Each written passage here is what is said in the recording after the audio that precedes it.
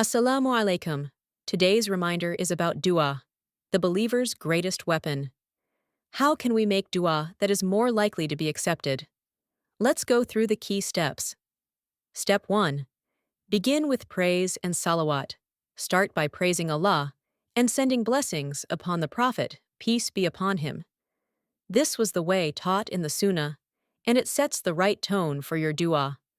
A heart filled with gratitude and love is more open to acceptance. Step 2. Ask with sincerity and certainty. When you raise your hands, speak from the heart and believe that Allah will respond. The Prophet, peace be upon him, said, "Call upon Allah with certainty of being answered." Dua is not about fancy words, but about trust, humility, and hope. Step 3. Use blessed times and states sometimes are especially powerful for dua, like the last third of the night, while fasting, in sujud, or between adhan and iqama. Taking advantage of these moments shows devotion and increases the chances of your dua being accepted. Step 4.